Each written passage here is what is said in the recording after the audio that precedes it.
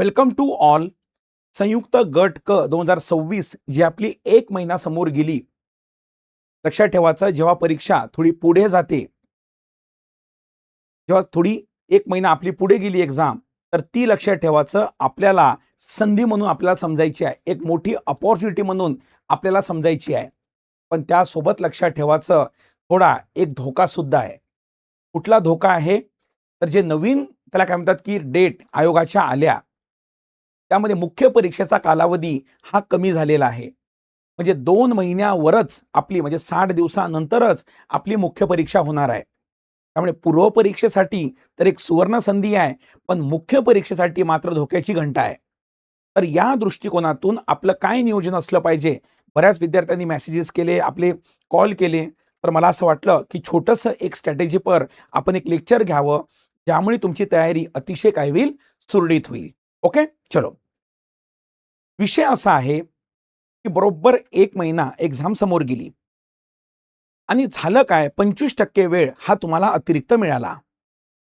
पण सोबत मुख्य परीक्षेचा कालावधी हा कमी झाल्यामुळे जरा प्रॉब्लेम सुद्धा निर्माण झाले. त्या दृष्टिकोनातून सगळ्यात आधी आजच्या आज काय करा, तर हा जो आपला पूर्व परीक्षेचा अभ्यासक्रम आहे, म्हणजे बेसिकली तुम्हाला माहित असेल, तयारी तर तुम्ही जोरात सुरू केलेली असालच. म्हणजे तुम्ही लक्ष्य बॅचला जे आपले विद्यार्थी आहे, बरोबर नाही का, या ज्या 2 आपल्या बॅचेस आहे, याला जे आपले लक्ष्य ही कंबाईनसाठी आणि आरंभ 3.0 ही AMVI साठी जे बॅच आहे, त्यांनी तर जोरदार तयारी सुरू पण केलेली आहे. त्यामुळे त्यांचा काही प्रॉब्लेम नाही, बरोबर. तर त्यामध्ये लक्षात ठेवायचं, हा जो 8 पॉइंट आहे म्हणजे 8 पॉइंट हे आपल्या पूर्व परीक्षेला आहे आणि हे त्या प्रत्येक याचं मार्काचं वेटेज आहे. तर यानुसार रणनीती आपली आखल्या गेली पाहिजे. ती तुम्ही आखली पण असेल आणि अभ्यास सुरू पण केला होता तुम्ही. 1 महिना बोनस मिळाला ना. यामध्ये काय करा, एवढी सगळी तयारी करत असताना, ही सगळी तयारी चालू असताना माझं वैयक्तिक सजेशन त्याला काय राहील? माझं वैयक्तिक मत राहील की ही तुम्ही तयारी ही सुरू केली. कशाची? पूर्व परीक्षेची. तर यामध्ये काय करा, थोडा म्हणजे पूर्व परीक्षेला आयोगानं 25% वेळ हा अतिरिक्त दिला. तर माझं म्हणणं आहे, यापैकी 20% वेळ बरोबर हा तुम्ही मेन्सला म्हणजे मुख्य परीक्षेला द्यायला सुरू करायला काहीच हरकत नाही. म्हणजे सर, मला असं वाटते आजपासून पुढील 15-20 दिवस, 20 ते 25 दिवस आपण टेंटेटिव्ह 25 दिवस पकडू. जे पुढचे 25 दिवस आहे, या 25 दिवसामध्ये तुम्ही तुमच्या अभ्यासाचा एकूण 80% वेळ हा पूर्व परीक्षेला आणि 20% वेळ हा मुख्य परीक्षेला देणं मला असं वाटते संयुक्तिक ठरेल. तर आपलं टार्गेट काय असलं पाहिजे? आपलं टार्गेट आहे आपल्याला पोस्ट मिळवणे. आपलं टार्गेट आहे पद पाहिजे ना. पूर्व परीक्षा पास होऊन काही फायदा नाही बरं का. असे अनेक बघितलेले आहे. पण पूर्व पण तेवढी महत्त्वपूर्ण आहे. अनेक विद्यार्थ्यांची पूर्व परीक्षाच निघत नाही. त्याला असं वाटते की ठीक आहे, मी पूर्व परीक्षेमध्ये कम्फर्टेबल आहो. कम्फर्टेबल म्हणजे कम्फर्टेबल कोणीच नसते रे बाबा. कम्फर्टेबल म्हणजे मला ठीकठाक स्टडी झालेला आहे. मी हे जे तुम्हाला वारंवार दाखवलं हा सिलेबस, यापैकी बऱ्यापैकी माझे सिलेबस हे पूर्ण झालेले आहे. तर अशा विद्यार्थ्यांनी 20% वेळ म्हणजे 20% म्हणजे काय करा माहिती आहे का? जेव्हा तुमचा रात्रीचा अभ्यास संपतो, उदाहरणार्थ कोणाचा 9ला संपतो, कोणाला 10ला संपतो, त्याच्या पुढे मला असं वाटते 2-3 तास अतिरिक्त चोरा आणि ते चोरून मुख्य परीक्षेला द्या. ते रेग्युलर तुमचा स्टडी चालू होता पूर्व परीक्षेच्या, त्यामध्ये काहीच खंड पडू देऊ नका. पण अतिरिक्त त्याला काय म्हणतात की मुख्य परीक्षा चालू करा. पण माझं वैयक्तिक मत आहे, हे त्या विद्यार्थ्यांनी चालू करा, त्याला असं वाटते की मी मिनिमम जे पूर्व परीक्षेमध्ये 8 पॉइंट आहे, यापैकी यस माझे 3-4 पॉइंट झाले. पण ज्याला असं वाटते की पूर्व मी आत्ताच सुरू केली, 2च महिने झाले, आता काय करावं? तर त्यांनी मला असं वाटते पूर्व परीक्षेला फोकस करा. आणि एक माझं वैयक्तिक सजेशन राहील. ते सजेशन म्हणजे काय? एखादी बॅच सोबत ठेवा. तुम्ही म्हणाल बॅचचं प्रमोशन करायचा विचार दिसतो याचा. नाही. क्लासमुळे काही पास होत नाही आणि क्लासमुळे नापासही होत नाही. क्लास काय करतो? थोडी गती वाढवतो, स्पीड वाढवतो. त्यामुळे जो तुम्हाला योग्य वाटते सद्सद विवेक बुद्धीला, तो क्लास तुम्ही लावा. काही प्रॉब्लेम नाहीये. बरोबर? आणि योग्य पद्धत काय क्लास निवडण्याची? YouTubeवर जा आणि सरळ-सरळ बघून घ्या. लगेच तुम्हाला कळते विषय काय आहे तर. त्या दृष्टिकोनातून तुमची काय वाढेल? स्पीड वाढेल. कारण स्पर्धा परीक्षेमध्ये टाईमपास करण्यात काही अर्थ नाहीये. अतिशय वेगानं प्रोफेशनल मेथडनं हा स्टडी व्हायला पाहिजे. आहे ना का? PYQ, त्यानंतर सराव प्रश्न, त्यानंतर कंटेंट तेवढं दर्जेदार असलं पाहिजे, नोट्स तेवढं दर्जेदार असलं पाहिजे. म्हणजे सिस्टमॅटिक कमी वेळेमध्ये आपण आपल्या डेस्टिनेशनपर्यंत पोहोचू. याच दृष्टिकोनातून हे जे मार्काचं वेटेज आणि ह्या सगळ्या गोष्टी आहे, आपण ज्या YouTube चॅनलवर आता बोलत आहोत, त्यावर एक व्यवस्थितपणे काय करून घ्या, काही स्ट्रॅटेजी लेक्चर आहे, ते बरोबर बघून घ्या. कंबाईनवाल्यांनी पण आणि RTO वाल्यांनी पण.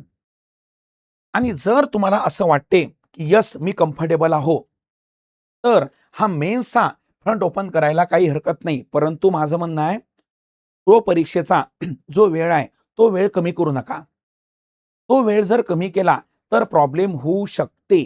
त्यापेक्षा थोडा म्हणजे 1 महिना समोर वाढला ना, माझं म्हणणं आहे पूर्वमध्ये अतिरिक्त वेळ काढा आणि त्यामधून हा मुख्य परीक्षेचा कार्यक्रम हा काय करा, तुम्ही सुरू करा. मी 100% सांगतो तयारी अतिशय मजबूत होईल. आता ज्यांचा दुसरा, तिसरा अटेम्प्ट आहे, त्यांनी हा मेन्सचा फ्रंट ओपन करायला काहीच हरकत नाही. एखादी ऑनलाईन बॅच सोबत ठेवा, मराठी इंग्लिशची कंबाईनवाले आणि चालू करून द्या. कधी मागची मेन्स दिली, स्कोर कमी आला, कशामध्ये कमी आला तो बघा, ते थोडंफार चालू करून द्या. या तऱ्हेनं आणि 1 महिना समोर गेली आणि सर्वात महत्त्वाचं चांगलं काय झालं, की ऑफलाईन पद्धतीनं होणार आहे. बरोबर नाही का? त्यामुळे आपली जी मागणी होती सर्वांची की ऑफलाईन पद्धतीनं व्हायला पाहिजे. सरकारने ते मान्य केली. त्याच्या आपण त्या संधीचं आपण सोनं केलं पाहिजे.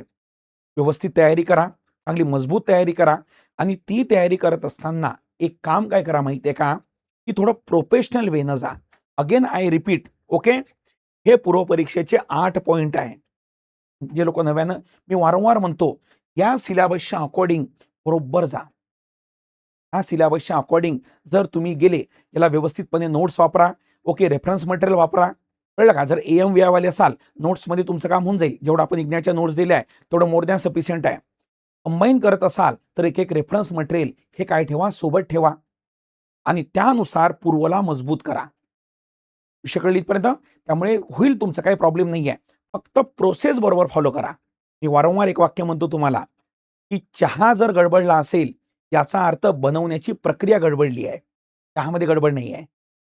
सेम त्या प्रकारे रिझल्ट जर गडबडला असेल, तर तुम्ही समजून घ्यायचं आपण प्रोसेसमध्ये काहीतरी प्रॉब्लेम केलाय. प्रक्रियेमध्ये काहीतरी प्रॉब्लेम क्रिएट केलाय, तर तो प्रॉब्लेम होता कामा नये. म्हणून प्रक्रियेला बरोबर फॉलो करा. प्रक्रिया म्हणजे काय? सिलेबस काय आहे? स्टँडर्ड रेफरन्स मटेरियल काय आहे? स्टँडर्ड क्लासेस कोणते आहे? PYQ कसे विचारले गेले होते? त्या अकॉर्डिंग मला स्टडी करायचा आहे. ह्या सगळ्या गोष्टी व्यवस्थितपणे फॉलो करून आपल्या तयारीला मजबूती द्या. 100% तुम्ही जेवढा अभ्यास कराल, तेवढी एनर्जी जनरेट होईल. ती एनर्जी 100% दुसऱ्या फॉर्ममध्ये कन्व्हर्ट होईल आणि तो फॉर्म म्हणजे लक्षात ठेवायचा तुमचा रिझल्ट आहे. बरोबर? फक्त सिस्टमॅटिकली बरोबर अभ्यास करा. कळलं? त्यामुळे बऱ्याच पोरांचे मेसेज आले, की सर कसं करावं, काय करावं? तर त्या अकॉर्डिंग मला असं वाटलं, की एक स्ट्रॅटेजी लेक्चर हे व्हायला पाहिजे आणि म्हणून आपण अतिशय थोडक्यात आणि कमी शब्दामध्ये तुमच्यासोबत काय केली, ही चर्चा केलेली आहे. चला कळली इथपर्यंत? बाकी आपल्या लक्ष्य बॅचला जो तुम्ही रिस्पॉन्स दिला, ही जे लक्ष्य बॅच आहे, त्यासाठी मनःपूर्वक धन्यवाद. आरंभ बॅचसाठी पण मनःपूर्वक धन्यवाद. त्यामध्ये आपली इकॉनॉमीचे लेक्चर हे ऑलरेडी चालू आहेच. बरोबर? ज्यांना यायचं असेल ते पटापट जॉईन करून घ्या. म्हणजे काय होईल, स्पीड वाढेल, बाकी काही होणार नाही. चला ठीक आहे, तर इथंच थांबू आपण. ओके, अगेन मी जे बोललो ते व्यवस्थितपणे फॉलो करा. जर अतिशय नवीन असाल तर पूर्व कंटिन्यू करा. 1-2 अटेम्प्ट दिलेले आहे. ओके, थोडा 25% वेळ मुख्य परीक्षेला देऊ शकता. 1-2 मेन्स दिलेली आहे. जिथं कमी पडलो मेन्समध्ये ती इथं करण्याचा प्रयत्न करा. एवढंच मॉरल ऑफ द स्टोरी आहे मागच्या काही मिनिटाची. Okay, thank you so much.